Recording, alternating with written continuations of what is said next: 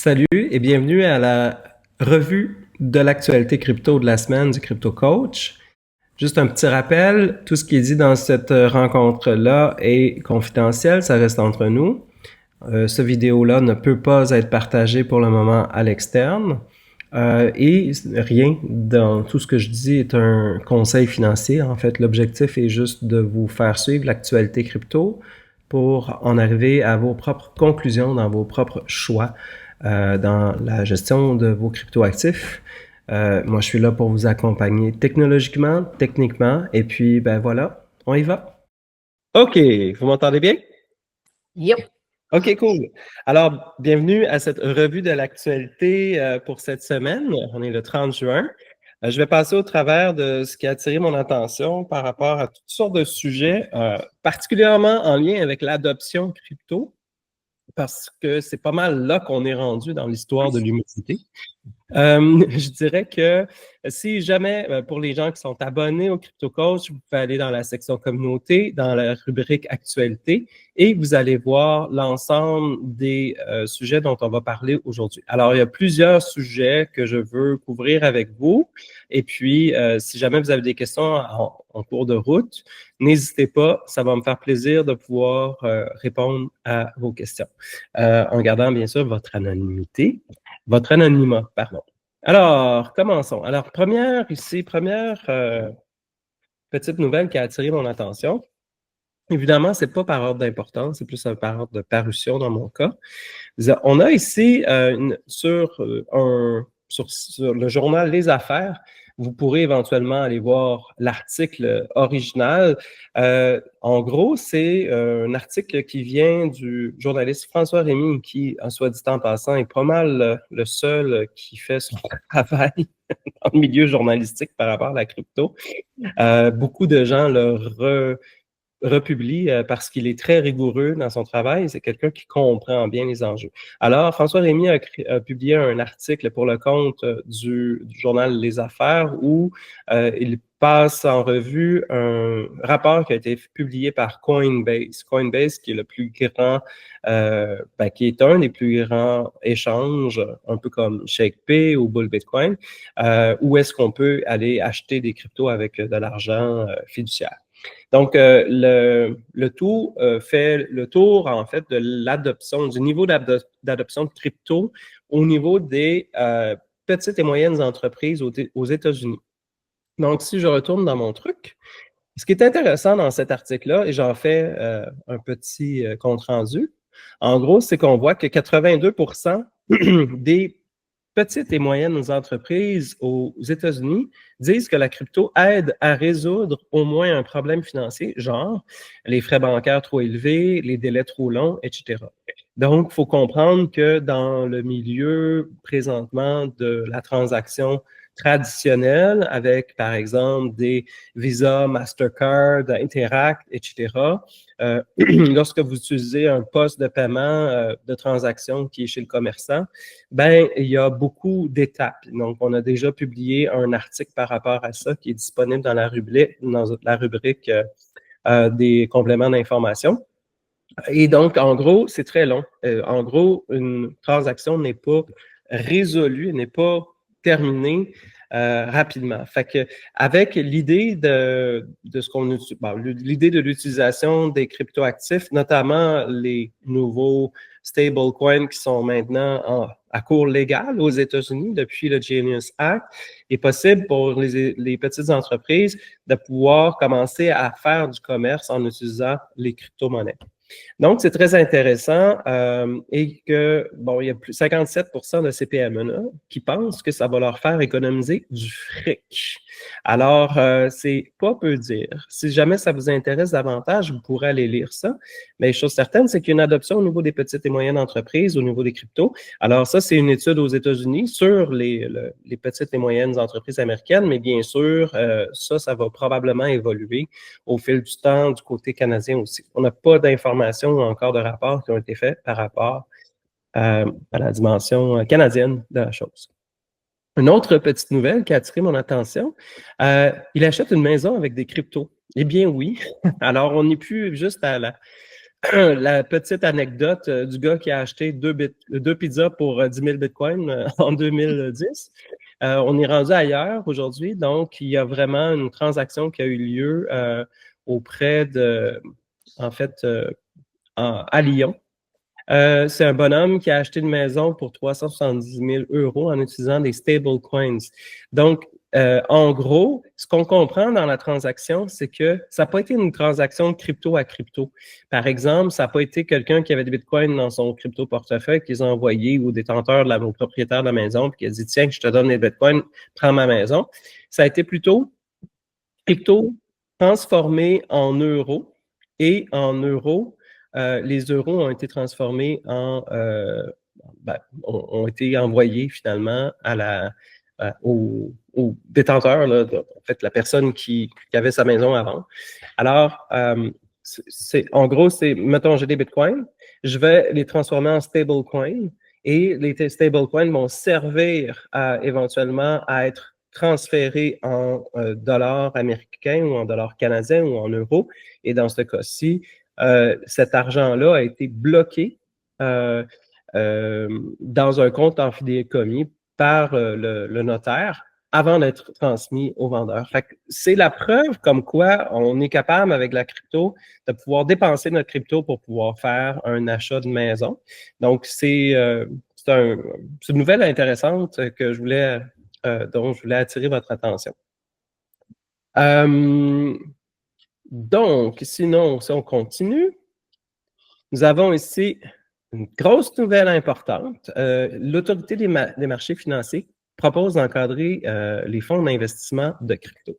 Ça, c'est pas anodin. Et c'est pas une nouvelle, malheureusement, qui a circulé dans les médias traditionnels, les médias de masse. Par contre, on a un bureau d'experts ici, McCarthy. Si je vous montre éventuellement.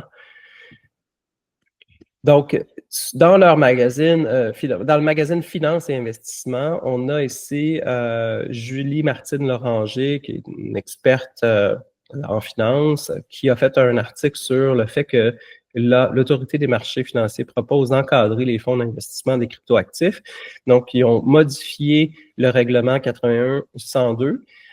Et en gros, ce que ça va permettre de faire, c'est de pouvoir si on va regarder en détail, ça va permettre aux gens de pouvoir s'exposer à Bitcoin à travers leur fonds d'investissement.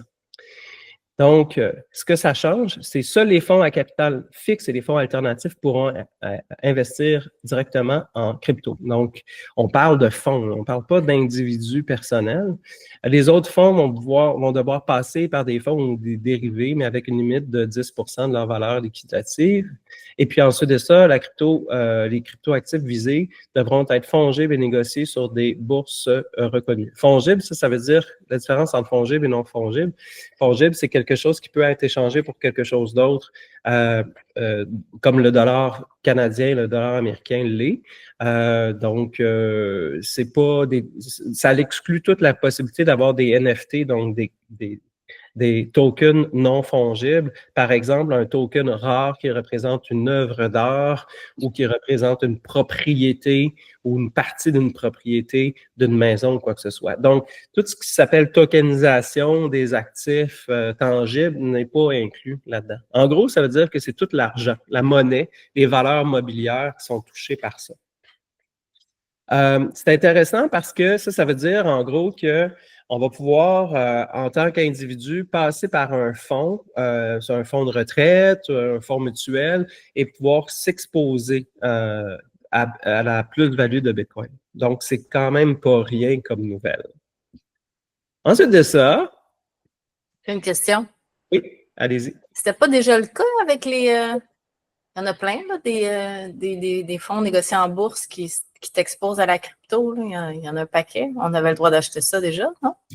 Oui, c'est que la différence, c'est que les fonds par exemple, de retraite, par exemple, Teachers ou quoi que ce soit, pour s'exposer à Bitcoin, devaient passer par un ETF, un fonds négocié en bourse. Donc, ils ne pouvaient pas détenir directement de la crypto. Alors que là, ça va être possible de le faire et ça va devoir être fait dans un cold wallet. L'information ici, en fait, elle est là. Je vais juste retourner à l'article. Je cherche juste. Je pense que si on regarde ici, sur le comment du pourquoi. Donc, détention des cryptoactifs dans un stockage hors ligne, cold wallet, des dispositions spécifiques aux dépositaires et aux sous-dépositaires qui détiennent des cryptoactifs. Je vais le mettre plus grand si vous voulez. Pour le compte des fonds d'investissement sont prévus dans le projet de modification. Le dépositaire de cryptoactifs devra notamment détenir les cryptoactifs dans un stockage hors ligne. Fait que ça veut dire que c'est directement la FTQ ou Teachers pourrait détenir vraiment du Bitcoin dans un crypto-portefeuille froid, sans nécessairement dire j'achète des fonds négociés en bourse, par exemple de iBit ou peu importe, là, il y en a plusieurs, là, il y en a de plus en plus. Mais tu sais, les fonds négociés en bourse de BlackRock, par exemple, qui portent le sigle boursier IBIT. Donc, ça veut dire qu'ils n'ont pas besoin d'acheter des titres de fonds négociés en bourse exposés au Bitcoin pour eux-mêmes s'exposer à la plus-value ou à la prime possible que Bitcoin offre au niveau de sa prise de valeur. Fait que c'est comme avant, c'était possible indirectement. Maintenant, c'est possible pour eux directement. C'est vraiment un grand changement de paradigme. C'est une grosse nouvelle, en fait. OK. Sinon, autre nouvelle qui a attiré mon attention, en fait, c'est que il y aurait eu plus de volatilité sur le marché S&P 500 et Nasdaq en lien avec la guerre Israël-Iran. Donc, au moment où les bombes ont éclaté, puis tout ça, ça a fait des soubresauts sur les marchés. Et il semblerait-il que Bitcoin a été plus résilient, a chuté, en fait, a été moins volatile que l'ensemble des fonds négociés, des marchés comme le S&P 500 ou le Nasdaq. Ça, c'est très intéressant de voir que plus on avance dans le temps, moins Bitcoin semble volatile. Et là, c'est pas rien quand même. C'est les frappes des États-Unis sur l'Iran. Bitcoin a chuté de 6%, bien moins qu'en 2022 lors de l'invasion d'Ukraine. Donc, c'est intéressant de voir que de plus en plus, ça s'en vient une valeur refuge. C'est pas officiellement une valeur refuge, clairement, hein, mais on peut présumer qu'on est dans une tangente vers ça. Si c'est quelque chose qui vous intéresse, vous pourrez aller voir l'article source en anglais ici, qui vous montre différentes comparaisons de cartes, de chartes graphiques, où on voit Bitcoin versus S&P 500 ou Nasdaq. Et le Magnificent Seven, ça c'est quoi? C'est les GAFAM là, dont on parle, c'est-à-dire Google, Amazon, Microsoft, etc. Les 7 magnifiques, les plus grosses. Alors, on voit qu'au final, la volatilité aura été moins importante du côté de Bitcoin que du côté des autres indices boursiers, si vous voulez. Alors, c'était très intéressant comme nouvelle, ça aussi. Sinon, si on continue, on va retourner maintenant dans la section nouvelles. Ah, ça, c'est intéressant. Mastercard permet l'achat direct de crypto-monnaies sur la blockchain. Ça, c'est nouveau. Alors, en gros, c'est un peu technique comme nouvelle, mais ce que ça a pour effet, au final, c'est une espèce de partenariat qui a été créé entre Mastercard et Chainlink, qui est une entreprise qui a sa propre blockchain, qui a sa propre crypto, etc., mais qui est aussi une solution technologique pour faire le pont entre plusieurs crypto-monnaies. Donc, c'est un peu comme la chaîne des chaînes, si vous voulez le voir de cette manière-là. Donc, en créant une alliance ensemble, Mastercard va créer un pont entre son univers à lui, qui est dans un monde de crédit, dans un monde d'argent fiduciaire, et ça va permettre à plus de 3 milliards de détenteurs de cartes Mastercard d'acheter des cryptos directement sur la blockchain en convertissant leur monnaie fiat de manière sécurisée et conforme. Donc, c'est très intéressant de voir que dans l'adoption, on est en pleine phase d'adoption imminente. Et on voit, je ne sais pas si vous vous rappelez, la semaine passée, on avait vu la nouvelle comme quoi le Genius Act, la semaine passée ou l'autre d'avant, on avait vu le Genius Act qui a été accepté, qui permettait éventuellement aux aux marchands de pouvoir utiliser librement les stablecoins aux États-Unis pour pouvoir faire des échanges de valeurs lors d'une transaction. Ben là, ce que ça fait, en fait, ça, évidemment, techniquement, les stablecoins, ça vient grappiller dans le marché des cartes comme Mastercard, Visa, American Express. Dans un contexte comme celui-là, ils vont perdre la business parce que les frais de transaction du monde des cartes de crédit est hallucinamment trop élevé. Puis clairement, ils n'ont pas beaucoup de compétition. Ils sont hégémoniques, en fait. Et là, en faisant ça, Mastercard va elle-même commencer à se compétitionner elle-même par rapport aux stablecoins en permettant à plein de gens de pouvoir acheter des cryptos directement via l'univers de Mastercard. Fait que de quelle manière ça fonctionne? Donc, Chainlink fournit la techno d'Oracle. Donc, les oracles, c'est un peu un lien entre le monde réel et une blockchain, si vous voulez. Donc, ensuite de ça, Zero Hash, qui est un autre partenaire qui gère la conversion crypto en fiat et qui s'occupe aussi de la conformité réglementaire, par exemple, toutes les déclarations en lien avec la lutte au blanchiment d'argent, l'évasion fiscale. Shift 4, l'entreprise qui traite les paiements par carte. Swapper Finance, une plateforme pour les utilisateurs finaux, donc éventuellement ceux qui vont pouvoir, à travers Mastercard, pouvoir en arriver à convertir leur valeur fiat en crypto. Et XSwap et Uniswap fournissent la liquidité pour que l'achat crypto se fasse fluidement. Parce qu'évidemment, pour pouvoir jouer là-dedans, ça prend quand même des liquidités derrière. Donc, c'est comme ça que, en gros, l'objectif de Mastercard, c'est qu'ils veulent que ta grand-mère soit capable d'acheter du Bitcoin aussi facilement qu'un café et que Chainlink soit un peu le lien entre le monde de la finance centralisée et la finance décentralisée ou l'univers blockchain. C'est quand même pas une petite nouvelle. Oui, pour la question? J'essaie juste de comprendre. Donc là, si je comprends bien, moi, si j'ai une Mastercard, je peux comme acheter de la crypto à crédit puis sacrer ça sur mon compte Mastercard. J'arrive pas à comprendre comment, moi, j'ai pas de compte de banque Mastercard, je peux pas stocker ça nulle part. J'arrive pas à comprendre comment tu peux acheter de la crypto avec une carte Mastercard. En fait, on ne sait pas comment ça va se passer. Exactement. L'annonce comme telle a fait juste annoncer le partenariat. Donc, le comment ça va se passer, de quelle manière ça va se faire, quelle est l'interface utilisateur, etc. On n'a pas encore de nouvelles là-dessus. Mais techniquement, ça va être la possibilité, peut-être un petit peu comme tu peux faire avec ShakePay, c'est-à-dire que tu as une visa présentement ShakePay qui te permet de pouvoir dépenser. Puis sur ShakePay, sur l'application ShakePay, tu es capable de pouvoir convertir, par exemple, ton argent canadien en Bitcoin ou en Ethereum. Mais là, ça va permettre éventuellement à Mastercard de t'offrir tout un éventail d'achats et de ventes et de swap, c'est-à-dire d'échange d'une crypto vers une autre. Donc, c'est probablement ça qui va se passer au final. À suivre, donc. À suivre. OK, donc si je retourne à maintenant aux nouvelles, continuons. Donc, toujours dans l'actualité ici. Donc, alors, on a ici, oui, une autre nouvelle. L'Ohio dit oui au Bitcoin au quotidien. Ça, c'est super intéressant comme nouvelle.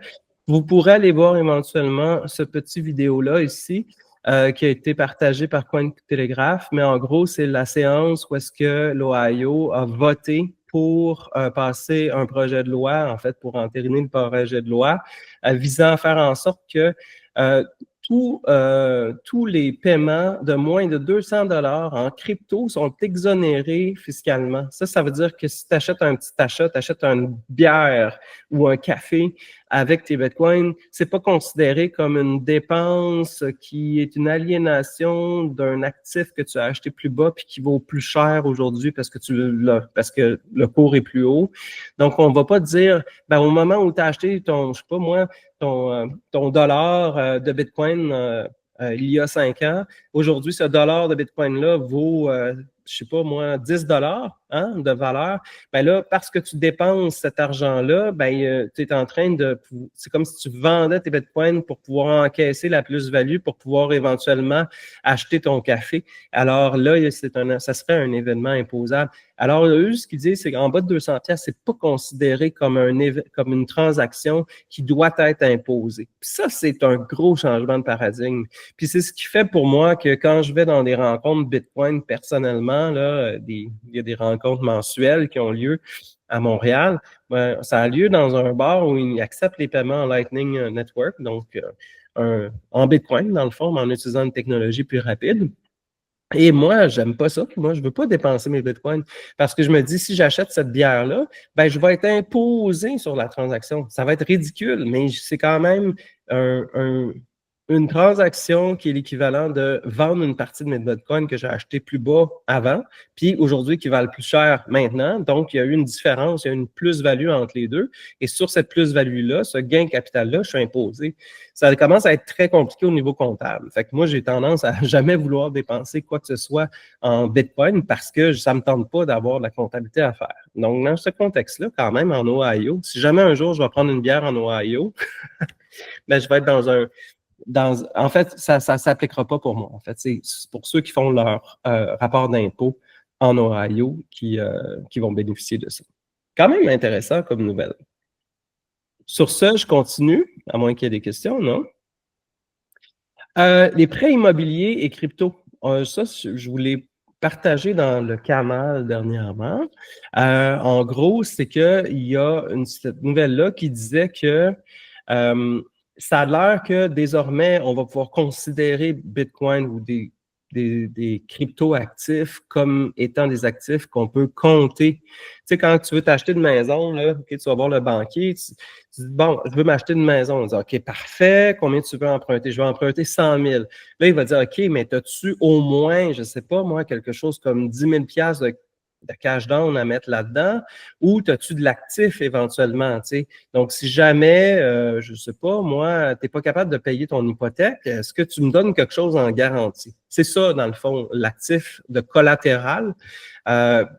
Normalement, tu peux mettre quoi en garantie? Tu peux mettre des sous que tu as économisés. Quelqu'un peut signer pour toi parce qu'il y a de l'actif, il y a une maison, puis il va la mettre en garantie pour que tu t'achètes une maison. En tout cas, il y a plein de mécaniques qui existent. Mais là, dans ce cas-ci, c'est que c'est nouveau aux États-Unis. L'information qu'on a, c'est que l'Agence fédérale américaine du logement, donc la FA, vient de publier cette directive explosive pour qu'un emprunteur puisse faire valoir ses cryptoactifs dans sa capacité d'emprunt immobilier. Celle-ci doit avoir impérativement être stockée sur des plateformes centralisées. Fait que dans le fond, en gros, ce qu'ils disent, c'est oui, on est prêt à concevoir ou à considérer tes Ethereum, tes Bitcoin, ton Solana, peu importe ce que tu as comme cryptoactif, comme étant une valeur que tu peux mettre en garantie pour l'achat d'une maison. Par contre, il faudrait que cette valeur-là soit hébergée sur un échange centralisé et régulé aux États-Unis. Ça veut dire que ça exclut toutes les bitcoins, mettons, ou les cryptos qui seraient en auto-gardiennage, un peu comme c'est le cas présentement pour vous, sur votre clé Ledger, votre crypto-portefeuille personnel. Ça veut dire quoi, ça? Ça veut dire que vous êtes obligé de confier vos cryptos que vous avez vous-même, entre vos mains, à une entité centralisée, un intermédiaire de confiance qui va les garder pour vous. Alors, c'est quand même une avancée d'être capable de dire oui, OK, les cryptos, ça vaut quelque chose dans le calcul pour savoir si tu es solvable ou pas pour acheter une maison. Ça, c'est une affaire. Mais après ça, c'est de dire oui, mais pas n'importe quel crypto. En fait, c'est comme s'il y avait des vrais cryptos, hein, des cryptos officiels parce qu'ils sont hébergés dans un endroit officiel et des cryptos qui sont hébergés, qui sont l'équivalent d'être sous votre matelas.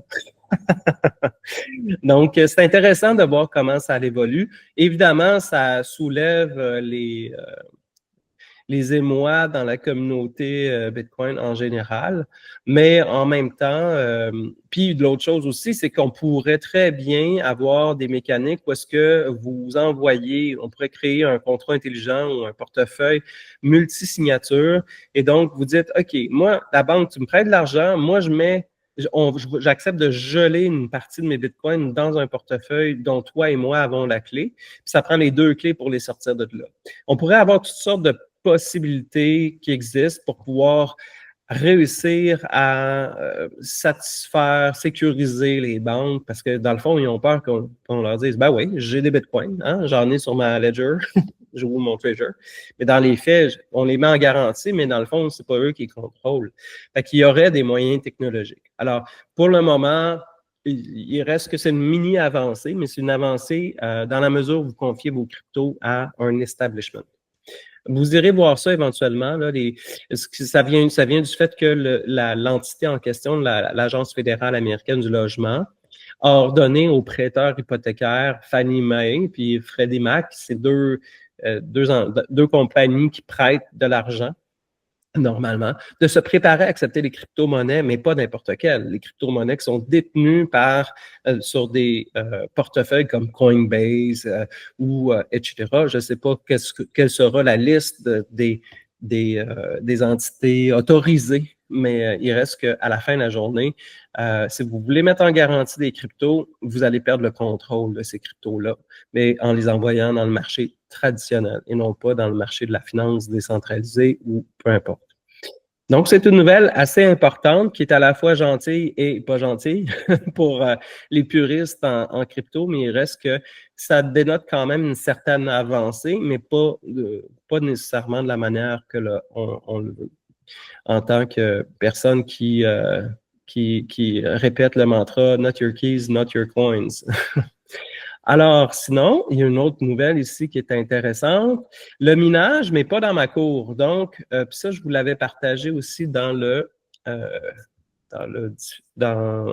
canal de communication qu'on a sur Messenger. Mais en gros, ce que ça dit, c'est que la Norvège s'oppose au minage dans son pays parce que c'est quelque chose qui consomme de l'énergie et il pourrait avoir une pénurie d'énergie. Fait que ça, c'est une partie de la nouvelle. Mais en contrepartie, on a aussi une entreprise privée. Donc, pendant que le public dit non au minage, il y a une entreprise privée qui s'appelle Green Minerals, qui est spécialisée dans l'extraction en mer de minéraux, qui prévoit lever 1,2 milliard de dollars pour constituer une trésorerie en Bitcoin.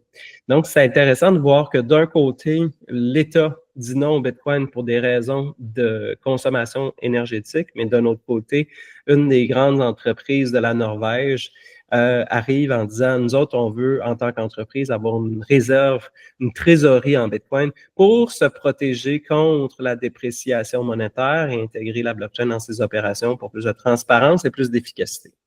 Alors, c'est intéressant de voir que ça évolue beaucoup. Hein? C'est comme un pied en arrière et un pied en avant en même temps du côté de la Norvège. Et puis, je vais voir s'il n'y a pas d'autres petites nouvelles que je voulais partager avec vous. J'ai vu passer ça ici. C'est intéressant de voir le top 20 des pays qui ont le plus de détenteurs de crypto. Les Émirats arabes unis, qui sont les premiers, donc qui composent, probablement c'est parce que Dubaï est là, puis qu'ils se sont positionné comme un hub crypto à travers le monde, alors que tout le monde disait non à la crypto, eux autres disaient oui. Et là, il y a plein d'entreprises, plein de gens, plein de millionnaires qui ont décidé de déménager là-bas. Mais il reste que, si vous regardez l'ensemble de l'adoption, vous voyez que le Canada n'est pas dans le top 20. Je ne sais pas où il se situe, il ne doit pas être bien loin, là, mais on n'est pas dans le top 20 de l'adoption à l'heure où on se parle. Et pourtant, on a de plus en plus de gens qui adoptent la crypto au Canada. Là-dessus, il y avait des statistiques qui étaient sorties qui faisaient en sorte qu'on pouvait extrapoler les statistiques de la Banque du Canada et puis de Coinbase. Et on est à 400 000 femmes puis 1,1 million d'hommes au Québec qui posséderaient quand même de la crypto. C'est très intéressant de voir qu'on n'est pas dans le top 20, ceci dit. Ensuite de ça, la dernière nouvelle et non la moindre, fin progressive du support pour la Ledger Nano S. Alors, vous, sur l'appel, vous voyez toujours mon écran? Oui? OK, parfait. Donc, vous, sur l'appel, ceux qui possédez cette clé-là, présentement, le support technologique pour cette clé-là, qui a été lancé en 2016, ça fait quand même un bout, là, c'est un support technologique qui ne sera plus offert. En gros, qu'est-ce que ça veut dire? Ben, vous allez pouvoir encore l'utiliser, hein, les fonctions d'envoi, de réception, d'achat, de vente, de swap de crypto majeurs comme Bitcoin ou Ethereum, etc. Ça va être encore possible. Les applications, donc les apps, parce que quand vous utilisez cette clé-là, pour pouvoir être capable d'y héberger une clé privée Bitcoin, vous devez installer l'application Bitcoin, éventuellement l'application Ethereum, éventuellement l'application Solana. Donc ça prend, chaque application prend des kilo-octets d'informations. Malheureusement, la clé n'a pas beaucoup de mémoire. Et là, ils se sont rendus compte au fil du temps que c'est une clé qui devient un peu désuète parce que les gens ne veulent plus vraiment l'acheter. À moins que vous soyez Bitcoin maximaliste puis que ça soit bien correct pour vous d'avoir juste l'application Bitcoin sur cette clé-là.